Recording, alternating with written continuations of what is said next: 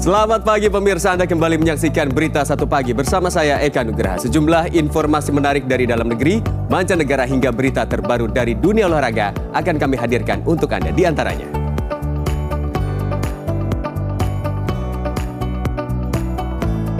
Aksi unjuk rasa yang digelar kelompok Cipayung menggugat di depan gedung DPR MPR RI Jakarta Pusat sempat diwarnai kericuhan.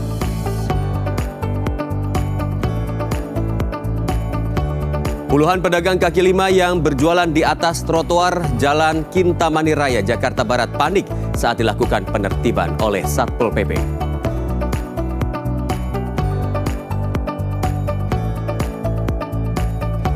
Dua helikopter bertabrakan di Rio de Janeiro, Brasil. 6 orang tewas.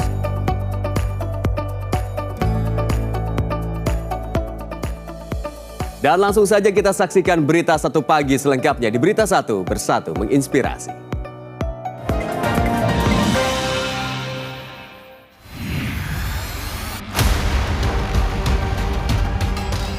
Sejumlah kendaraan terjebak di kawasan pantai Citarate, Ujung Genteng, Kabupaten Sukabumi, setelah mengikuti event trek pantai atau balap motor yang digelar di lokasi tersebut. Kondisi medan pasir yang lunak dan sulit dilalui membuat kendaraan tidak dapat keluar dari area pantai. Para pengendara dan warga berupaya melakukan evakuasi secara bertahap agar kendaraan rapat kembali ke jalur utama. Insiden ini menjadi perhatian pengunjung dan peserta yang masih berada di lokasi pantai.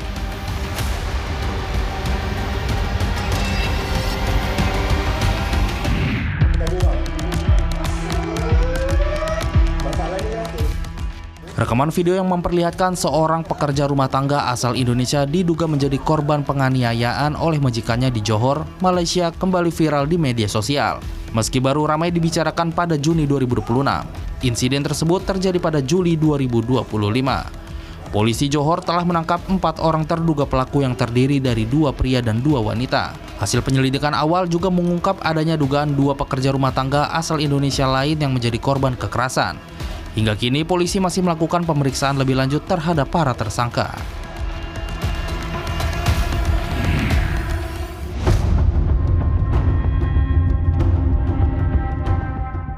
Rekaman CCTV merekam detik-detik jatuhnya pesawat angkutan 32 milik Angkatan Udara India di Pangkalan Udara Jorhat, negara bagian Assam. Pesawat mengalami kecelakaan saat menjalani proses pendaratan dan menyebabkan 5 personel di dalamnya meninggal dunia.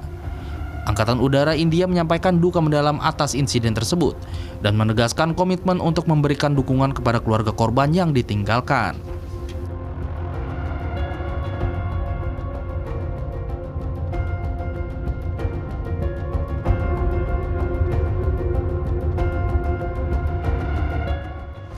Kebakaran melanda permukiman warga di Kelurahan Lilowo, Kota Gorontalo. 1 rumah dan 11 kamar kos ludes terbakar.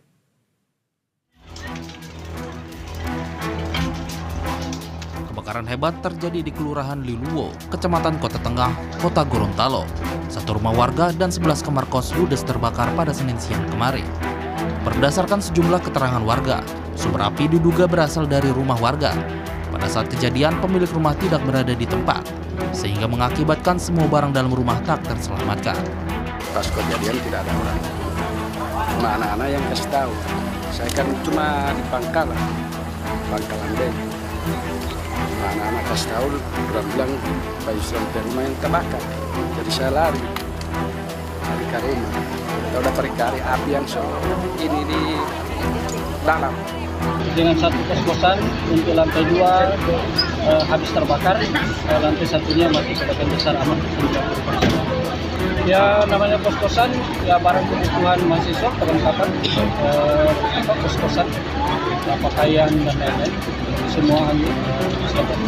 Alhamdulillah sampai saat ini, sampai proses pendinginan, info yang kita terima dari masyarakat dan petugas terkait, ada TNI dan Polri, korban kebakaran Tidak ada korban dalam peristiwa kebakaran tersebut. Namun kerugian mencapai ratusan juta rupiah. Hingga kini penyebab kebakaran masih dalam penyelidikan pihak kepolisian. Melki Gani, Berita 1, Gorontalo. Kita ke informasi lain. Satpol PP Kecamatan Kalideres, Jakarta Barat menertibkan puluhan pedagang kaki lima yang berjualan di atas trotoar Jalan Kintamani Raya, Jakarta Barat. Penertiban dilakukan karena aktivitas pedagang dinilai mengganggu pejalan kaki dan fungsi trotoar.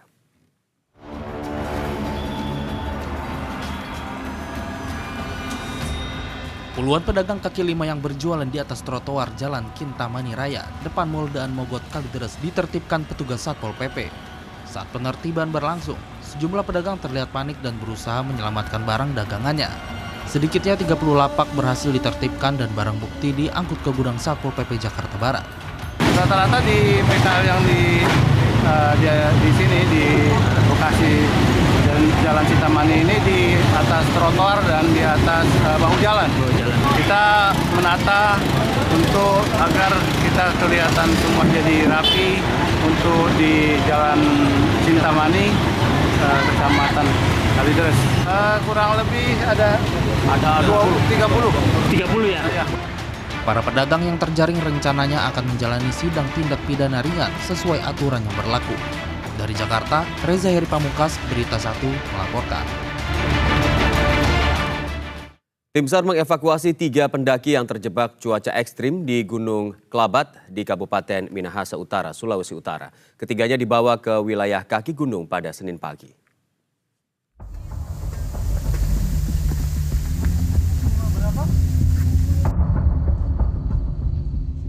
Tim SAR gabungan mengevakuasi 3 pendaki yang mengalami cedera dan hipotermia akibat cuaca ekstrem di Gunung Kelabat, Kabupaten Minahasa Utara, Sulawesi Utara, Senin pagi. Ketiga pendaki ditemukan dalam kondisi selamat setelah operasi pencarian dan pertolongan yang dilakukan sejak dini hari. Ketiga pendaki yang dievakuasi masing-masing bernama Stefani Laijong, 23 tahun, King Lee, 29 tahun, dan Marcel, 29 tahun. Ketiganya merupakan warga yang berdomisili di kawasan Politeknik Indah, Kota Manado. Ketiga pendaki memulai perjalanannya sejak Sabtu lalu. Namun cuaca buruk saat perjalanan turun gunung membuat ketiganya menghadapi masalah kesehatan serius. Menghadapi situasi dramatis, para pendaki pun melaporkan kondisi mereka ke kantor SAR Kota Manado pada Senin dini hari. Mereka turun dari gunung sekitar hari Minggu tanggal 14 Juni. Setelah melakukan penurunan dari Gunung Kelabat di pukul 01.00 dini hari, para survivor ini mengalami cedera pada kaki dan ada juga yang hipotermia yang diakibatkan karena cuaca dan curah hujan yang sangat tinggi. Para pendaki yang sempat terjebak akhirnya berhasil dievakuasi ke kaki Gunung Kelabat Senin pukul 7 waktu Indonesia Tengah. Tim SAR gabungan langsung menyerahkan ketiganya kepada keluarga masing-masing. Kendall Heiner Rogaga, Berita 1 Manado, Sulawesi Utara. Pemirsa, seorang pria diamankan aparat kepolisian di kawasan Depok, Jawa Barat lantaran membuat kericuhan dan kedapatan membawa senjata tajam. Seorang pria yang diduga dalam kondisi mabuk diamankan aparat kepolisian di kawasan Grand Depok City, Kecamatan Pancoran Mas, Kota Depok, Jawa Barat. Pria ini dibekuk setelah kedapatan membawa sebilah golok yang diduga akan digunakan untuk melakukan aksi kejahatan. Dari hasil pemeriksaan, polisi menemukan indikasi bahwa pelaku berada dalam pengaruh minuman keras. Tidak ada korban luka dalam peristiwa ini, namun pelaku berdalih bahwa golok yang dibawanya hanya digunakan untuk berjaga-jaga atau melindungi diri. Polisi juga masih mendalami motif pelaku membawa senjata tajam di ruang publik guna memastikan ada tidaknya unsur tindak pidana dalam kasus ini. Ya, saya jelaskan untuk kronologis yang di GDC, ada pelaporan lewat 110, kemudian ditindaklanjuti oleh tim perintis presisi dari Polres Metro Depok. Kemudian diamankan pelaku yang diduga mabuk dan didapatkan satu senjata tajam jenis golok. Sementara itu, seorang pria warga Utan Panjang, Kemayoran, Jakarta Pusat tewas di tangan tetangganya sendiri pada Senin dini hari. Ironisnya, pelaku menikam korban yang saat itu sedang bersama anaknya. Warga di permukiman padat penduduk di kawasan Utan Panjang, Kemayoran, Jakarta Pusat, Senin dini hari digegerkan dengan peristiwa penikaman yang menimpa AJS. Peristiwa ini berawal saat pelaku AR mendatangi korban yang saat itu sedang menggendong anaknya. Pembicaraan keduanya berubah menjadi cekcok. Saat situasi memanas, korban menurunkan anaknya untuk menuntunnya ke dalam rumah. Namun pelaku AR langsung menikam tubuh korban. Akibat tikaman itu, korban yang berusia 35 tahun terluka serius di perut dan dada sebelah kiri. AJS pun tewas di lokasi kejadian. Dari keterangan warga, pelaku yang berusia 25 tahun itu menyimpan dendam terhadap korban karena pernah ditinggalkan di sebuah pondok pesantren di Garut, Jawa Barat. Padahal, permintaan itu diajukan oleh ibu pelaku agar putranya menjalani pembinaan di pesantren. Petugas kepolisian yang tiba di lokasi langsung melakukan olah tempat kejadian perkara. Dari hasil pemeriksaan awal, polisi menemukan sebilah pisau yang diduga dibuang pelaku usai melancarkan aksinya. Pelaku AR kemudian dibawa ke Polres Metro Jakarta Pusat untuk diperiksa lebih lanjut. Sementara itu, jenazah korban dievakuasi ke kamar jenazah Rumah Sakit Polri Kramat Jati untuk keperluan autopsi dan penyelidikan. Hingga Senin sore, polisi masih mendalami motif dan kronologi lengkap kejadian dengan memintai keterangan sejumlah saksi dan mengumpulkan barang bukti dari TKP. Hidayat Azril, Berita 1, Jakarta. Aksi unjuk rasa yang digelar kelompok Cipayung menggugat di depan gedung DPR MPR Jakarta Pusat Senin sore sempat diwarnai kericuhan. Ketegangan terjadi saat aparat kepolisian mencegah massa membakar ban bekas yang telah disiapkan sebagai bagian dari aksi demonstrasi. Penolakan ini memicu aksi saling dorong antara demonstran dan petugas keamanan di lokasi. Dalam insiden ini, seorang peserta diamankan aparat dan dibawa ke area dalam gedung DPR. Massa kemudian menuntut rekannya dibebaskan sambil menyuarakan protes melalui pengeras suara. Selain itu, demonstran menyampaikan sejumlah tuntutan mulai dari mendesak Presiden Prabowo Subianto dan Wakil Presiden Gibran Rakabuming mundur hingga meminta pendidikan gratis serta penurunan harga BBM. Meski sempat memanas, situasi berangsur kondusif dan massa membubarkan diri dengan tertib, sementara petugas melakukan pembersihan area aksi.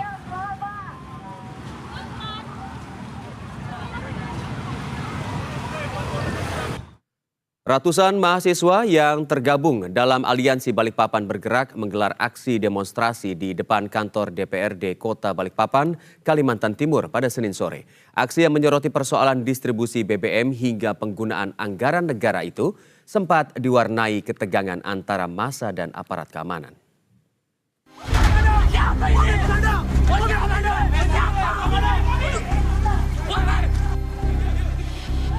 Aksi demonstrasi ratusan mahasiswa di halaman kantor DPRD Kota Balikpapan sempat memanas setelah petugas keamanan menuduh massa hendak melakukan aksi bakar ban. Kericuhan pecah seketika sejumlah mahasiswa yang menggunakan mobil bak terbuka untuk berorasi dituding membawa ban bekas dan perlengkapan untuk membakar ban di lokasi. Situasi sempat memanas dan beberapa mahasiswa nyaris diamankan petugas. Namun ketegangan akhirnya mereda setelah polisi tidak menemukan bukti adanya rencana pembakaran ban maupun bahan bakar yang dibawa massa aksi. Diketahui para mahasiswa yang tergabung dalam Aliansi Balikpapan Bergerak melakukan long march sambil membawa spanduk dan poster berisi berbagai tuntutan ke depan kantor DPRD Kota Balikpapan. Koordinator lapangan aksi mengatakan salah satu tuntutan utama mahasiswa adalah meminta pemerintah Kota Balikpapan mengevaluasi pembatasan jam operasional layanan Pertalite di SPBU. Menurutnya, kebijakan itu menyebabkan banyak masyarakat, terutama pengemudi ojek online, tidak mendapatkan akses BBM bersubsidi. Kami minta pemerintah Kota Balikpapan untuk evaluasi terkait dengan jam operasional Pertalite tersebut. Karena sampai hari ini masih banyak nih yang tidak dapat ini, apalagi teman-teman ojol ya. Selain persoalan distribusi Pertalite, massa juga mendesak Kapolres Balikpapan untuk menindak tegas para pelaku pengetapan maupun pihak yang diduga melakukan penimbunan dan penyalahgunaan distribusi BBM subsidi. Fuad Iqbal, Berita 1, Kota Balikpapan, Kalimantan Timur. Sementara itu, aksi demonstrasi mahasiswa juga terjadi di sejumlah daerah. Di Bandung, Jawa Barat, dan Medan, Sumatera Utara, ratusan mahasiswa menggelar aksi penyampaian aspirasi di depan gedung DPRD Jawa Barat dan gedung DPRD Sumatera Utara. Mahasiswa dari berbagai kampus dan organisasi di Bandung, Jawa Barat serentak menggelar aksi di gedung DPRD Provinsi Jawa Barat dan Kantor Bank Indonesia Wilayah Jawa Barat pada Senin siang. Masa aksi tiba di lokasi untuk menyampaikan sejumlah tuntutan kepada pemerintah terkait kondisi ekonomi nasional. Beberapa isu yang diangkat dalam demonstrasi antara lain desakan agar pemerintah segera menstabilkan kondisi ekonomi, evaluasi program makan bergizi gratis, serta tuntutan terkait kenaikan harga bahan bakar minyak.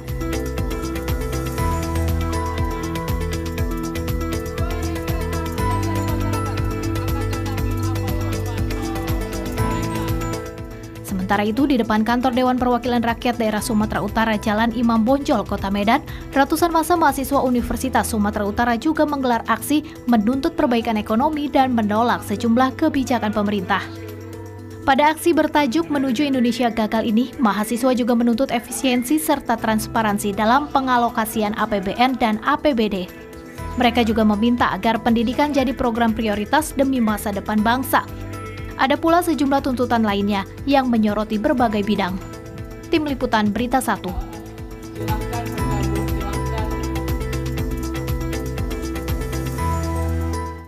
Sejumlah mahasiswa menggelar aksi demo dengan membawa beragam tuntutan dengan satu pesan yang sama, mendesak pemerintah melakukan perbaikan dan evaluasi terhadap sejumlah kebijakan yang dinilai tidak berpihak kepada rakyat.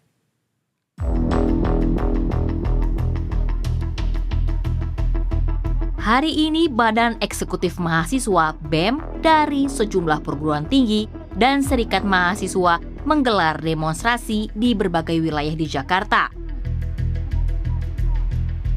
Tak hanya di ibu kota, aksi ini juga digelar di daerah-daerah seperti Medan, Lampung, Bandung, Yogyakarta hingga Makassar. Kali ini mereka membawa 20 tuntutan yang menyasar berbagai kebijakan pemerintah, mulai dari kenaikan harga BBM, program makan bergizi gratis atau MBG, hingga isu militerisme di ruang sipil. Pakaian dikenakan juga kompak dengan jaket alma mater masing-masing serta kaos hitam. Salah satu program mahasiswa yang mengikuti aksi di sekitar Istana Negara Jakarta yaitu BEM Universitas Bung Karno. Dalam suruhan aksinya, mereka menyebut kondisi Indonesia tengah menghadapi berbagai persoalan serius. Mereka mengusung tagar Tata Ulang Indonesia sebagai simbol perlawanan terhadap berbagai kebijakan yang dinilai tidak berpihak pada rakyat. Selain BEM Universitas Bung Karno, ada juga SEMA Universitas Paramadina. Mengusung aksi reformasi jilid 2, mereka menginginkan pemerintah segera melakukan stabilitas nilai tukar rupiah dengan menghentikan pemborosan APBN dan evaluasi program populis. Sementara itu, Gerakan Mahasiswa Nasional Indonesia GMNI Jakarta Barat, Kolektif Aksi dan Budaya Mahasiswa Universitas Nasional, Keluarga Besar Universitas Terbuka Jakarta melakukan aksi 11+9, di mana ada 11 tuntutan mendesak dan 9 tuntutan umum yang mereka suarakan. Aksi Senin ini menjadi lanjutan dari demonstrasi mahasiswa yang berlangsung pada Jumat 12 Juni 2026. Saat itu, massa gagal mencapai Bundaran HI setelah tertahan aparat di kawasan Duku Atas.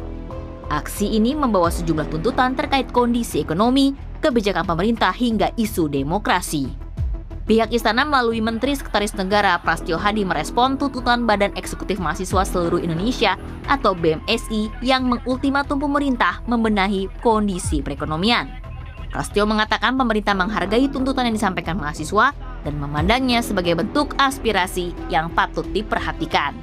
Tentunya kami menerima aspirasi tersebut ya sebagai sebuah masukan tentunya kepada pemerintah, dan beberapa hari ini kan saudara saksikan bahwa kita juga betul-betul bekerja sama dan bekerja sangat keras untuk mengatasi masalah-masalah perekonomian kita.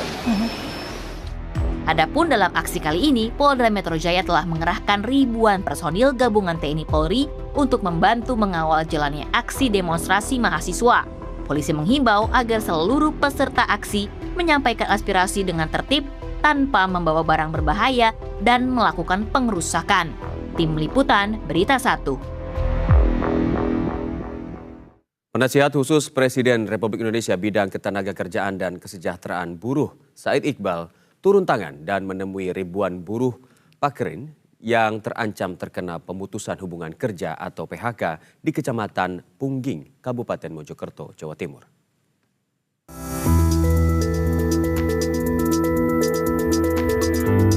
Sebanyak 2.500 buruh Pakrin yang berada di Desa Bangun, Kecamatan Pungging, Kabupaten Mojokerto, Jawa Timur terancam PHK gara-gara permasalahan keluarga atau pemilik perusahaan pabrik kertas tersebut. Penasihat khusus Presiden RI bidang ketenagakerjaan dan kesejahteraan buruh, Said Iqbal, mengatakan Permasalahan Pakerin bisa menimbulkan dan mengganggu stabilitas ekonomi maupun politik tidak hanya di Jawa Timur namun juga di Indonesia. Dirinya menambahkan, atas pengetahuan Presiden Republik Indonesia Prabowo Subianto dan Wakil DPR RI Sufmi Dasko Ahmad, dirinya langsung turun ke Mojokerto untuk menganalisis permasalahan yang timbul hampir 2 tahun ini. Ya, tentu persoalan PT Pakerin di Mojokerto, lebih dari 2.500 karyawannya yang tidak ada kepastian apakah di PHK atau tidak, ini sangat mengganggu stabilitas ekonomi, bahkan bisa stabilitas politik, tidak hanya di Jawa Timur, tapi di Indonesia. Oleh karena itu, atas sepengetahuan dari Presiden Republik Indonesia dan pimpinan DPR RI, Wakil Ketua DPR RI, Pak Sufmi Dasko, saya datang ke sini untuk memastikan dulu latar belakang masalahnya apa. Kemudian setelah sekarang udah dapat, saya akan bertanggung jawab untuk sebagai penasihat khusus Presiden Republik Indonesia bidang ketenagakerjaan dan kesejahteraan buruh akan membuat analisis kebijakan. Jadi saya nggak bisa eksekutor. Menurut Said, terkait permasalahan uang PT Pakerin yang berada di Bank Prima, dirinya akan melakukan koordinasi dengan lembaga penjamin simpanan, PPATK hingga ke DPR RI. Temuan-temuan yang didapat langsung dari lokasi akan segera dilaporkan ke Presiden Prabowo Subianto. Apakah uang di LPS itu 400 miliar masih ada atau berkurang? Kita panggil LPS-nya, kita minta kebenarannya, faktanya. Tentu nanti akan terlihat kemana aliran uang itu. Kan DPR bisa memanggil PPATK untuk melihat aliran uang tersebut. Nah, yang dilikuidasi ini kan Bank Prima yang kemudian diturunkan BPR, akhirnya dilikuidasi oleh OJK. Tapi kan PT Pakerinnya nggak ada masalah. Yang jadi masalah ada dana, menurut informasi 1 triliun 800 miliar sampai 1 triliun uang PT Pakerin ada di Bank Prima. Nah, karena Bank Prima sudah dalam pengawasan LPS, maka uang itu tidak bisa dikeluarkan. Dari Mojokerto, Ahmad Supriyadi, Berita 1. Presiden Prabowo Subianto menerima kunjungan Presiden Republik Federal Jerman di Istana Merdeka, Jakarta. Informasinya sesaat lagi, usai jeda.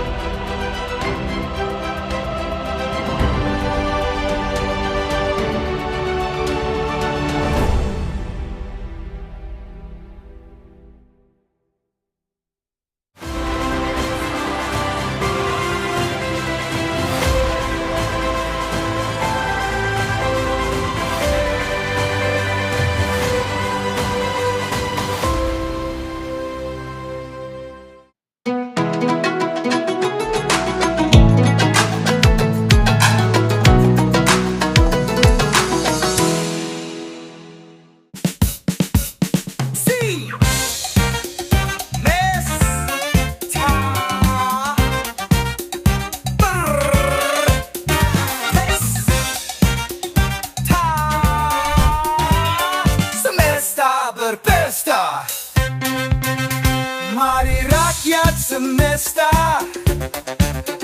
lepas hasrat berpesta, semesta berpesta, semesta berpesta.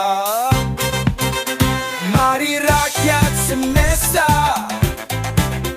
lepas hasrat berpesta, semesta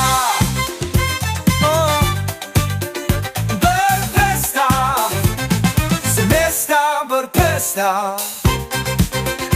Mari rakyat semesta, lepas hasrat berpesta, semesta berpesta.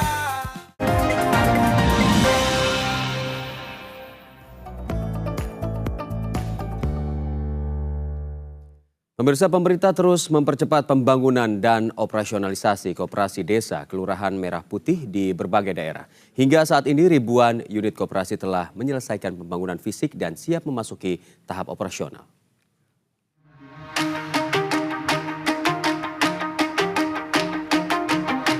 Pemerintah terus mempercepat pembangunan dan operasionalisasi koperasi desa kelurahan Merah Putih di berbagai daerah. Wakil Menteri Koperasi mengatakan, hingga saat ini lebih dari 12.000 koperasi desa kelurahan Merah Putih telah menyelesaikan pembangunan fisik berupa gudang, gerai, dan sarana pendukung lainnya. Sementara itu, sekitar 22.000 unit koperasi lainnya masih dalam tahap konstruksi. Pemerintah juga terus melakukan monitoring dan evaluasi agar seluruh koperasi yang telah selesai dibangun dapat beroperasi secara optimal. Selain itu, pemerintah menargetkan pada Agustus 2026 sebanyak 30.000 koperasi Merah Putih sudah beroperasi. Program ini diharapkan menjadi motor penggerak ekonomi desa melalui pembangunan koperasi yang sehat dan produktif. Progres pembangunan kemarin kita laporkan yang sedang pembangunan ada yang masih berjalan 22 ribuan, yang sudah selesai 100% ada 12.300, yang titik lahannya sudah terkumpul 35.000, yang sedang operasionalisasi ini 1.061 yang kemarin diresmikan oleh Bapak Presiden Prabowo di Nganjuk. Tentu secara bertahap ini nanti kita akan maksimalkan di Agustus bisa seluruhnya bangunan yang sudah selesai 100%, target 30.000 bisa beroperasionalisasi. Tak hanya membangun infrastruktur, Kementerian Koperasi juga menyiapkan sumber daya manusia melalui pelatihan dan pendampingan bagi 35.000 calon manajer koperasi di seluruh Indonesia. Sehingga Koperasi Merah Putih dapat menjadi pusat aktivitas ekonomi masyarakat, memperkuat distribusi kebutuhan pokok, serta membuka lapangan kerja di daerah. Ferry Yuniar, Berita 1, Serang, Banten. Pemerintah akan melanjutkan pengembangan kawasan Training Camp National Paralympic Committee atau NPC Indonesia di Delingan, Kabupaten Karanganyar, Jawa Tengah. Kementerian Pekerjaan Umum menyiapkan anggaran sekitar 400 miliar rupiah untuk pembangunan sejumlah fasilitas pendukung atlet Paralimpik nasional. Menteri Pekerjaan Umum Dodi Hanggodo meninjau kawasan Training Camp NPC Indonesia di Delingan, Karanganyar pada Senin siang. Menteri Dodi memastikan pemerintah akan melanjutkan pembangunan tahap berikutnya dengan sejumlah proyek prioritas.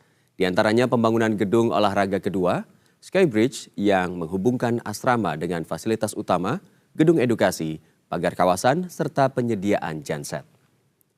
Pembangunan lanjutan ini direncanakan dimulai tahun ini dan diperkirakan selesai dalam waktu sekitar 6 bulan.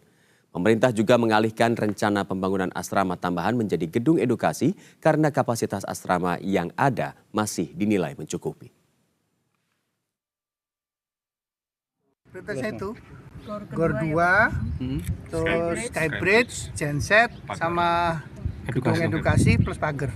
Asrama yang hari ini kan katanya masih cukup dan masih lowong. Jadi akhirnya daripada kita bikin sesuatu yang mubazir, kita pindahkan ke menjadi gedung edukasi.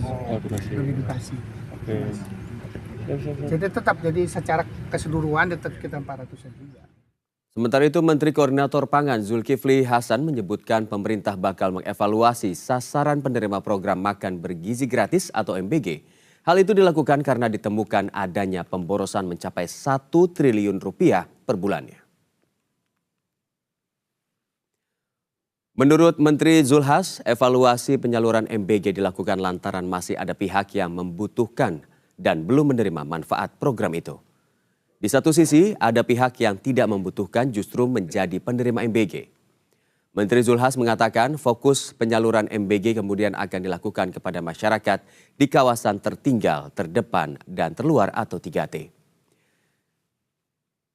Zulhas juga telah meminta Badan Gizi Nasional untuk membenahi kualitas dapur Satuan Pelayanan Pemenuhan Gizi atau SPPG. Menurutnya, kualitas dapur termasuk dengan kebersihan pangan hingga kebersihan peralatan masak. Pemerintah disebut tidak akan menoleransi SPPG yang mengabaikan kualitas dapur masing-masing.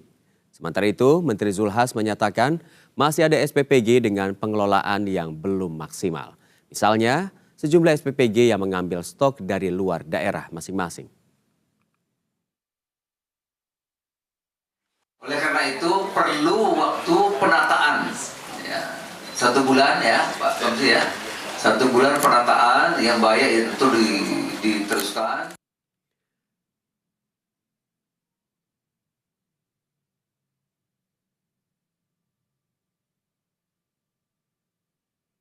Pemirsa, Kejagung Republik Indonesia menyerahkan penerimaan negara bukan pajak disingkat menjadi PNBP senilai lebih dari 1 triliun rupiah kepada Menteri Keuangan Purbaya Yudi Sadewa. Dalam penyerahan itu terdapat hasil penelusuran aset milik terpidana kasus korupsi Edi Tansil sebesar 51,6 miliar rupiah.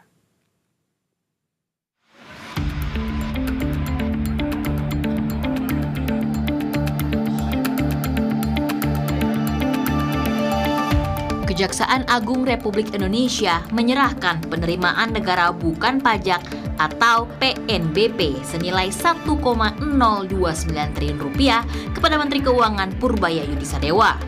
Penyerahan dilakukan langsung oleh Jaksa Agung ST Baharudin di kantor Badan Pemulihan Aset BPA Kejagung, Jakarta Selatan, Senin 15 Juni 2026. Pihaknya berhasil melakukan penelusuran aset atas nama Edi Tansil berupa uang tunai mencapai 51,6 miliar rupiah. Dan tentunya hasil aset-aset yang telah dilelang kemarin hari ini akan diserahkan kepada Pak Menteri Keuangan dengan jumlah 1 triliun 29 miliar 874 juta 376.628 rupiah. Penyerahan hasil lelang BPAPN sebagai PNBP sebanyak 978 miliar 191 juta 839.80 rupiah. Yang kedua adalah penyerahan hasil pemulihan aset dengan skema voluntary asset, penyerahan aset secara sukarela atas nama terpidana Edi Tansil. Uang sebanyak 51 miliar 682 juta 537.548 rupiah. Selain aset Edi Tansil, penyerahan PNBP juga berasal dari hasil BPA Fair 2026 sebesar 978,1 miliar rupiah. Sementara itu, uang hasil lelang yang diperuntukkan bagi korban mencapai 19,1 miliar rupiah. Tak hanya itu, Kejagung juga melaporkan hasil pelacakan aset berupa bidang tanah dan bangunan dengan nilai mencapai 30,9 miliar rupiah. Dengan tambahan tersebut, total keseluruhan dana diserahkan kepada Menteri Keuangan Purbaya Yudi Sadewa. Uang dan aset negara harus dicatat, dikelola, serta dipertanggungjawabkan dengan benar. Ketika aset dipulihkan dan dikelola dengan baik, keuangan negara semakin kuat dan pelayanan rakyat membaik. Yang saya kaget tadi kasus Edi Tansil yang telah lama menjadi ingatan publik, uangnya masih bisa diperolehkan juga ya. Ini saya pikir prestasi yang luar biasa, Pak, karena udah puluhan tahun kan dikejar terus pasti nggak gampang kan Pak. Jadi ini suatu prestasi yang luar biasa.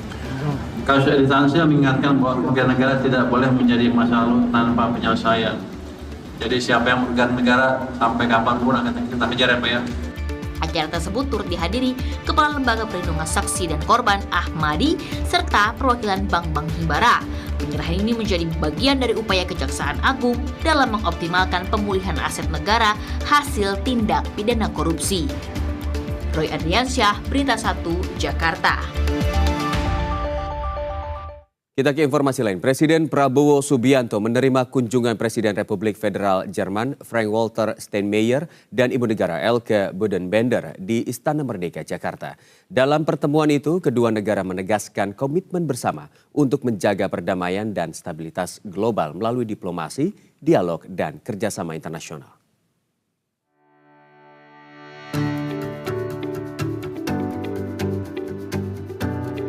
Presiden Republik Federal Jerman Frank-Walter Steinmeier dan Ibu Negara Elke Budenbender tiba di Istana Merdeka sekitar pukul 11.30 waktu Indonesia Barat.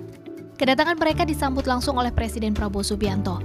Lawatan ini menjadi kunjungan pertama Steinmeier ke Indonesia sejak Prabowo dilantik sebagai Presiden Republik Indonesia.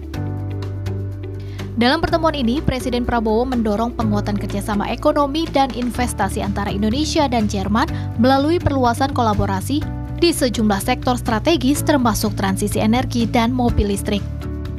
Menurut Prabowo, peluang kerjasama kedua negara masih terbuka lebar, terutama pada sektor-sektor yang memiliki nilai tambah tinggi dan mendukung transformasi ekonomi Indonesia dan Jerman seperti transisi energi hingga pengembangan industri semikonduktor. Presiden Prabowo juga mengajak Jerman untuk berpartisipasi dalam rantai pasok mineral kritis dan tanah jarang yang menjadi komponen penting bagi pengembangan industri energi bersih dan teknologi modern. Di bidang transisi energi, di bidang hilirisasi industri, di bidang kendaraan, karena kita akan menuju kepada kendaraan listrik, serta pengembangan industri semikonduktor. Dalam pertemuan ini, Presiden Prabowo juga menyebut Indonesia akan menyelenggarakan Joint Economic and Investment Committee atau GAIC pada 2026. Forum itu diharapkan akan menjadi sarana untuk mempercepat realisasi kerjasama perdagangan dan investasi sekaligus memperluas kemitraan strategis Indonesia dan Jerman di berbagai sektor prioritas. Sementara itu, usai bertemu dengan Presiden Prabowo Subianto, Presiden Republik Federal Jerman melanjutkan lawatan kerjanya ke Masjid Istiqlal dan Gereja Katedral. Steinmeier yang didampingi Menteri Agama Republik Indonesia Nazaruddin Umar kemudian mengunjungi Masjid Istiqlal dan terowongan silaturahim yang menghubungkan masjid terbesar di Asia Tenggara ini dengan Gereja Katedral Jakarta. Kunjungan ini dilakukan untuk melihat langsung praktek toleransi kehidupan beragama di Indonesia. Steinmeier telah mengetahui kondisi kerukunan antarumat beragama di Indonesia berdasarkan pengalaman kunjungan sebelumnya. Menurutnya, nilai toleransi beragama di Indonesia dipelihara dan dijaga secara konsisten. Nilai ini jugalah yang menjadi salah satu kesamaan yang mempererat hubungan Indonesia di Jerman. Lawatan ini merupakan bagian dari rangkaian kunjungan Presiden Jerman ke 3 negara di Asia dan Asia Tengah yang berlangsung pada 14 hingga 18 Juni. Kelvin Sipahutar, Tommy Pribadi, Berita 1, Jakarta. Badan Pengelola Investasi Daya Anagata Nusantara atau Danantara berhasil menghimpun dana segar sebesar 1,5 miliar dolar Amerika Serikat dari penerbitan obligasi global. Tingginya minat investor membuat penawaran surat utang itu mengalami kelebihan pemesanan hingga 3 kali lipat. CEO Danantara Rosan Roslani mengatakan obligasi global Danantara mencatatkan permintaan hingga 4,6 miliar dolar Amerika Serikat, jauh melampaui target penerbitan sebesar 1,5 miliar dolar Amerika Serikat. Obligasi itu terbagi dalam 2 tenor, yaitu 5 tahun dengan yield 5,35% dan 10 tahun dengan yield 5,95%. Masing-masing berhasil menghimpun dana 750 juta dolar Amerika Serikat. Menurut Rosan, capaian itu menunjukkan tingginya kepercayaan investor global terhadap perekonomian Indonesia dan prospek investasi Danantara. Dana hasil penerbitan obligasi dijadwalkan masuk ke rekening Danantara pada 18 Juni. Penerbitan perdana obligasi dolar Amerika Serikat juga menjadi ujian awal untuk mengukur minat investor asing terhadap aset dan proyek investasi Indonesia.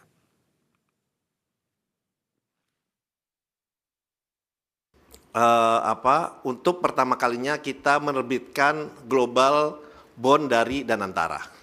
Rencananya kami ini menerbitkan pada waktu itu kurang lebih 1 billion US dollar, 1 miliar US dollar.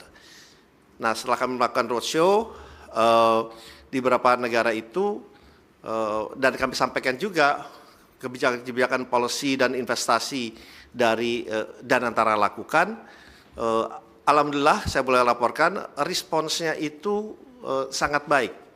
Kami juga sangat cukup surprise, termasuk juga bank-bank kami dibantu oleh baik oleh Mandiri Sekuritas, oleh Citigroup dan juga oleh HSBC. Responsnya itu boleh saya sampaikan positif. Kenapa respon positif? Kurang lebih kita menemui 122 investor. 122 investor dari berbagai macam negara itu. Dan setelah perjalanan kami itu, setelah kami temui, kita mengadakan book building. Dari rencana 1 miliar dolar yang kami ingin capai, book building yang masuk itu kurang lebih 4,6 miliar dolar. Sehingga melihat book building yang begitu tinggi, akhirnya kami meng-upsize atau meningkatkan dari 1 miliar menjadi 1,5 miliar, 1,5 billion US dollar, yang dimana itu dibagi menjadi 5 tahun.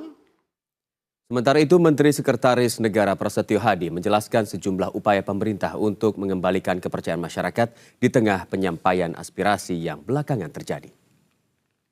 Presiden tadi juga kembali menekankan beberapa hal yang itu menurut pendapat kami juga bagian dari upaya kita untuk memberikan kepercayaan kepada pelaku-pelaku ekonomi yang nanti ujungnya memberikan kepercayaan kepada masyarakat. Pertama, berkenaan dengan masalah deregulasi. Yang berkali-kali Bapak Presiden menyampaikan bahwa kita harus terus berupaya untuk mempermudah perizinan-perizinan kita supaya iklim investasi dapat berkembang, supaya ekosistem ekonomi kita juga dapat berkembang dengan jauh lebih kompetitif gitu. Yang kedua, Bapak Presiden tadi juga menekankan bahwa khususnya kepada Pak Rosan ya, sebagai CEO Danantara dan sekaligus juga sebagai salah satu anggota dari Satgas Hilirisasi dan Industrialisasi, karena kalau kita berbicara penguatan mata uang, maka tidak bisa lepas juga dari performa ekspor dan impor kita. Nah, berkaitan dengan performa ekspor dan impor kita itu salah satunya juga berkaitan dengan masalah hilirisasi dan industrialisasi. Di satu sisi industrialisasi dan hilirisasi ini adalah untuk mengurangi ketergantungan kita terhadap barang-barang impor. Yang kedua juga pada akhirnya kita berharap produk yang kita hasilkan dari proses hilirisasi dan industrialisasi tadi dapat memberikan nilai tambah yang itu membawa penambahan kekayaan bagi bangsa. Ribuan pendukung Jepang merayakan hasil imbang dramatis tim nasional mereka saat menghadapi Belanda pada laga pembuka Piala Dunia 2026. Informasinya sesaat lagi usai jeda.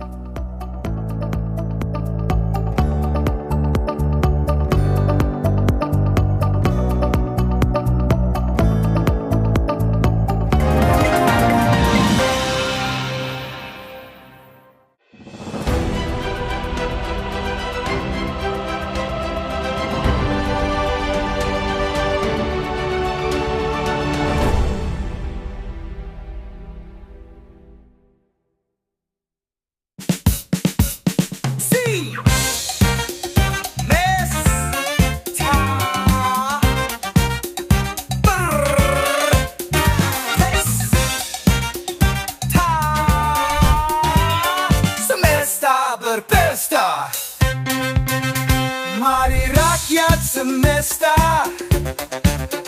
lepas hasrat berpesta, semesta, berpesta, semesta berpesta, mari rakyat semesta, lepas hasrat berpesta.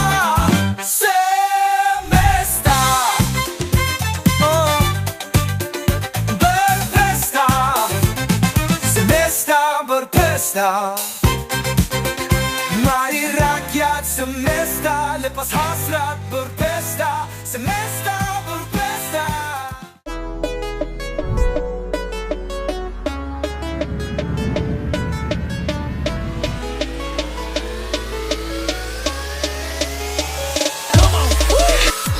Universe menghadirkan 4 acara utama yang menyajikan hiburan dan perspektif ekonomi dan kondisi global. BTV Semesta Berpesta 2026 dihadiri ribuan penonton, dimeriahkan musisi papan atas, serta melibatkan UMKM lokal dan berbagai aktivitas untuk keluarga. Jakarta Globe Insight merupakan forum dialog strategis, menjadi platform kolaborasi lintas sektor dengan fokus pada dampak global berkelanjutan. The Forum dan Investor Daily Roundtable dipandu Eksekutif Chairman Universe Enggar Tiasto Lukita. 4 rangkaian acara dalam satu arah yang sama. Universe menghadirkan informasi dan inspirasi yang relevan.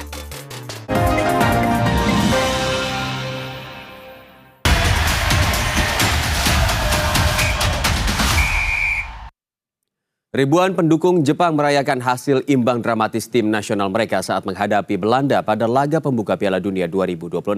Hasil 2-2 disambut meriah oleh para supporter yang mengikuti pertandingan melalui layar raksasa di Tokyo. Suasana penuh semangat mewarnai lokasi nonton bareng di Tokyo, Jepang saat tim Samurai Biru menghadapi Belanda dalam laga perdana Piala Dunia 2026. Para supporter bersorak menyaksikan Jepang bangkit dan memaksa Belanda bermain imbang 2-2. Belanda sempat unggul lebih dulu pada awal babak kedua melalui gol kapten tim Virgil van Dijk.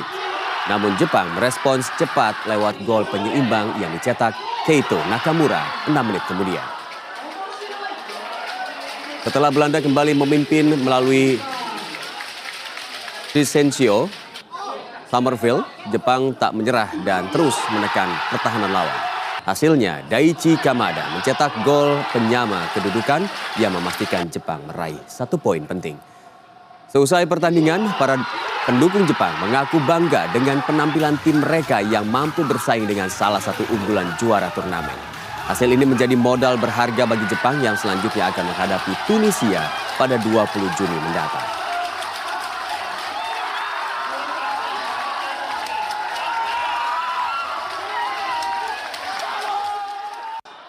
Ya, sementara itu timnas Swedia memulai kiprahnya dengan Piala Dunia dengan kemenangan meyakinkan setelah membungkam Tunisia 5 gol berbanding 1.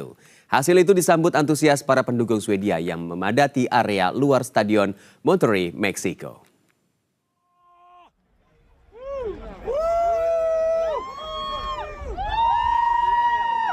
Suasana penuh kegembiraan mewarnai area luar stadion pada minggu usai Swedia meraih kemenangan telak atas Tunisia di ajang Piala Dunia. Meski reaksi para supporter yang hadir beragam, pendukung Swedia tampak merayakan hasil impresif tim mereka yang menang dengan skor 5-1. Yasin Ayari menjadi bintang kemenangan dengan mencetak 2 gol, sementara Alexander Isak dan Victor Gyökeres masing-masing menyumbangkan 1 gol dan 1 assist untuk membawa Swedia tampil dominan sepanjang pertandingan. 1 gol lainnya dicetak Matthias Svanberg yang melengkapi pesta gol tim Eropa ini. Di kubu Tunisia, Omar Rekik mencetak satu-satunya gol bagi tim Afrika yang saat ini menempati peringkat ke-45 dunia. Kemenangan ini menjadi awal yang positif bagi Swedia yang berada di peringkat ke-39 dunia dan gagal tampil di Piala Dunia 2022 setelah sebelumnya mencapai babak perempat final pada edisi 2018 di Rusia. Usai pertandingan, para supporter Swedia mengaku puas dengan performa tim kesayangannya.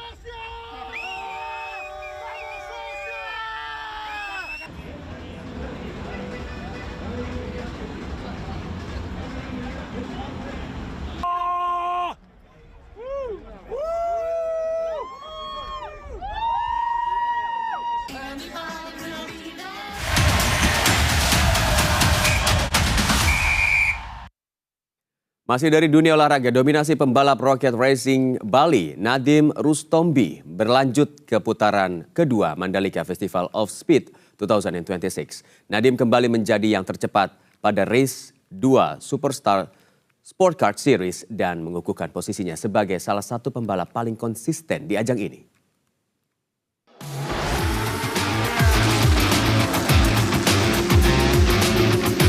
Pembalap Rocket Racing Bali Nadiem Rustomby kembali menunjukkan dominasinya pada putaran kedua Mandalika Festival of Speed atau MFOS 2026. Setelah menjadi yang tercepat di balapan sebelumnya, Nadiem kembali meraih kemenangan pada race 2 Superstar Sport Car Series yang digelar di Pertamina Mandalika International Circuit Minggu siang.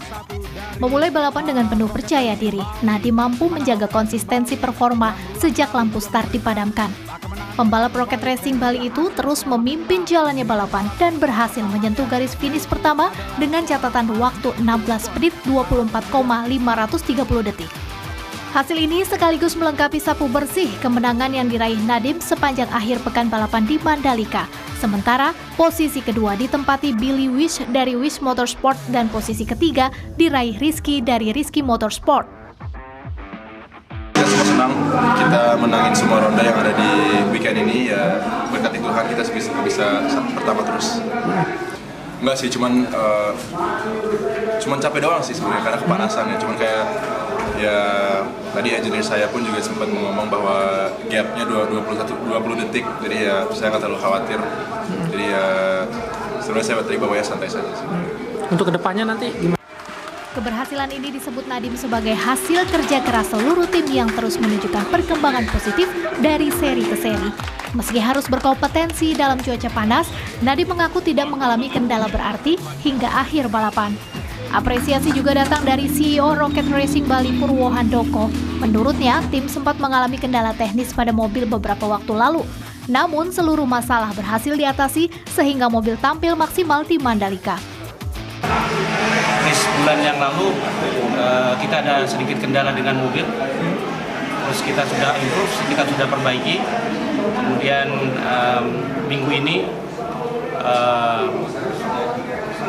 mobil tidak ada masalah sama sekali, dan saya cukup puas dengan apa yang dicapai oleh Nadiem. Dengan hasil gemilang ini, Rocket Racing Bali kian percaya diri menatap seri berikutnya pada Agustus mendatang. Meski persaingan diprediksi akan semakin ketat dengan hadirnya lebih banyak kompetitor, tim optimis mampu mempertahankan performa terbaik mereka. Muhammad Awaludin, Berita 1, Kabupaten Lombok Utara, Nusa Tenggara Barat. Kita ke informasi mancanegara. Sedikitnya 6 orang tewas setelah 2 helikopter bertabrakan di udara di kota Rio de Janeiro, Brazil pada Minggu pagi waktu setempat. Insiden itu juga memicu kebakaran yang menghancurkan puluhan kendaraan di kawasan permukiman padat penduduk.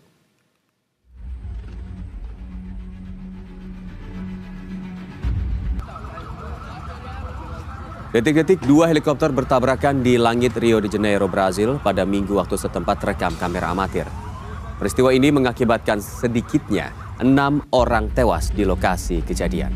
Otoritas pemadam kebakaran menyatakan benturan keras antara kedua helikopter menyebabkan serpihan helikopter terlontar hingga menghantam bangunan permukiman dan area komersial di sekitar lokasi. Sejumlah kendaraan juga hangus terbakar sementara warga berkumpul di sekitar area kecelakaan untuk menyaksikan proses penanganan. Petugas pemadam kebakaran, tim penyelamat, dan aparat keamanan terlihat melakukan evakuasi serta penyelidikan di lokasi kejadian. Kebakaran yang muncul akibat insiden tabrakan berhasil dikendalikan, namun tim darurat masih berada di lokasi untuk membersihkan puing-puing dan mengevakuasi kendaraan yang terdampak. Wali Kota Rio de Janeiro, Eduardo Cavalieri, menyebut seluruh jenazah korban telah dievakuasi dan dibawa ke Institut Medis Forensik untuk proses identifikasi. Cavalieri juga mengungkapkan bahwa sejumlah warga negara asing berada di dalam salah satu helikopter yang terlibat kecelakaan, termasuk penyanyi asal Amerika Serikat, Oliver Trey. Hingga kini penyebab tabrakan kedua helikopter masih belum diketahui dan tengah diselidiki oleh otoritas penerbangan setempat.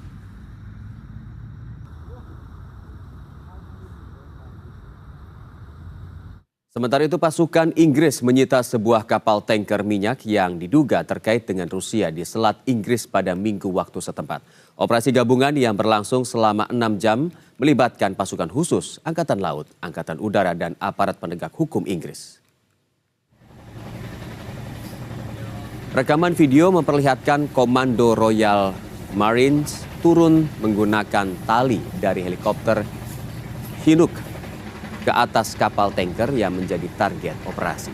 Di saat yang sama, petugas dari National Crime Agency terlihat bergerak menyisir dek kapal, memeriksa dokumen, serta melakukan inspeksi terhadap area awak kapal.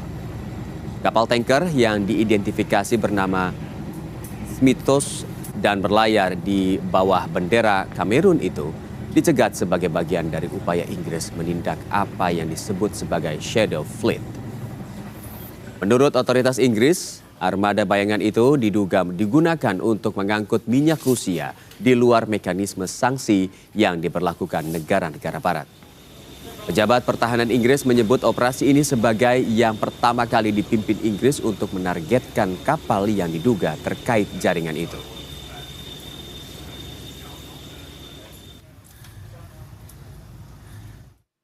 Serangan udara Rusia di Ukraina menewaskan sedikitnya 4 orang dan melukai lebih dari 30 lainnya di ibu kota Kiev pada Senin waktu setempat.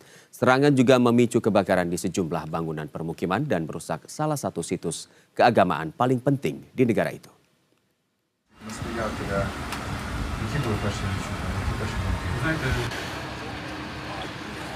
Ledakan dahsyat mengguncang Kiev saat rudal balistik dan drone Shahid menghantam sejumlah wilayah di ibu kota Ukraina. Otoritas kota Kiev menyatakan 4 orang tewas dan sedikitnya 30 orang terluka. Beberapa bangunan sipil terkena serangan termasuk apartemen bertingkat, pasar, dan toko bahan makanan yang terbakar. Sebuah gedung hunian 9 lantai di distrik Obolon juga dilaporkan terkena hantaman langsung. Kerusakan signifikan terjadi di kompleks biara bersejarah Kiev, Peshek Lavra, situs warisan dunia UNESCO yang menjadi salah satu pusat ziarah Kristen Ortodoks terpenting di Ukraina. Atap katedral Dormition dilaporkan terbakar akibat serangan ini. Pihak Ukraina menuduh Rusia sengaja menargetkan situs keagamaan bersejarah. Sementara Kementerian Pertahanan Rusia menyatakan serangan ditujukan ke fasilitas industri militer, pangkalan udara dan kantor perekrutan militer di Kiev serta beberapa kota lainnya.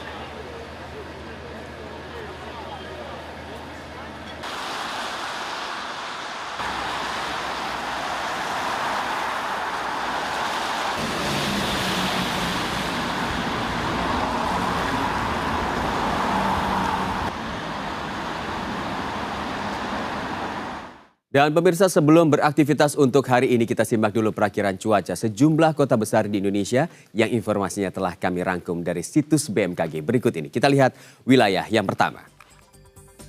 Aceh akan mengalami cerah berawan dengan suhu 27 sampai dengan 32 derajat Celcius, sama seperti Bandar Lampung yang akan mengalami cerah berawan dengan suhu 23 sampai 30 derajat Celcius. Sementara Medan akan mengalami berawan 25 sampai 30 derajat Celcius. Kita bergeser sedikit ke wilayah lain. DKI Jakarta akan mengalami cerah berawan dengan suhu 25 sampai 31 derajat Celcius, sementara Bandung akan mengalami cerah 19 sampai 27 derajat Celcius. Semarang akan mengalami berawan dengan suhu 24 sampai 32 derajat Celcius. Kita bergeser lagi ke tengah. Yogyakarta akan mengalami cerah 23 sampai 31, Denpasar akan mengalami cerah berawan 25 sampai 32 derajat Celcius, sementara Samarinda akan mengalami berawan 25 sampai 28 derajat Celcius. Dan terakhir kita ke wilayah Indonesia Timur. Makassar akan mengalami berawan, Ambon akan mengalami hujan ringan, dan Jayapura akan mengalami cerah dengan suhu ketiganya berkisar 24 sampai 30 derajat Celcius. Dan pemirsa, informasi tadi menjadi akhir perjumpaan kita pagi ini. Mewakili rekan-rekan yang bertugas, saya Eka Nugraha. Terima kasih sudah mengawali hari bersama kami di Berita Satu Pagi. Berita Satu Pagi hadir setiap hari mulai pukul 5 waktu Indonesia Barat. Pastikan Anda juga telah mengikuti seluruh media sosial Berita Satu, baik di Instagram, X maupun YouTube. Berita Satu, bersatu menginspirasi. Sampai jumpa.